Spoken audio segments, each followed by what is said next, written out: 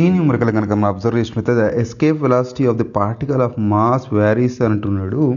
Escape velocity గురించి మాట్లాడదామండి. Escape velocity గురించి ఫార్ములా పెడదామండి. v ఈజ్ ఈక్వల్స్ టు √2 మనకి ఇక్కడ ఏమొస్తుందండి, సో gm/r, gm/ మనకి ఇక్కడ r కరెక్ట్గా అబ్జర్వ్ చేయండి. సో వాడు ఏమంటున్నాడు, escape velocity of the particle అంటున్నాడు, పార్టికల్ గురించి మాట్లాడుతున్నాడు. దీని గురించి మాట్లాడేది ఈ ఫార్ములాలో క్యాపిటల్ M ఏముంది మనకి, ఇక్కడ క్యాపిటల్ M వచ్చేసి మాస్ ఆఫ్ ది ఎర్త్ ఉంది, అదేవిధంగా రేడియస్ ఆఫ్ ది ఎర్త్ ఉంది, కానీ ఎక్కడ పార్టికల్ గురించి ఎక్కడ డిస్కస్ చేయట్లేదు వీడు ఇక్కడ ఈ ఫార్ములాలో. కాబట్టి ఇది ఇండిపెండెంట్ పార్టికల్. ఈ ఫార్ములా అనేది పార్టికల్ గురించి మాట్లాడితే ఇండిపెండెంట్. మనకి ఇప్పుడు మనం ఏం రాయాలి ఇక్కడ అంటే, డైమెన్షన్స్ ఏం రాయాలి అంటే m² రాయాలన్నా, m⁻1 రాయాలన్నా, m⁻−1 రాయాలన్నా, m⁻0 రాయాలన్నా.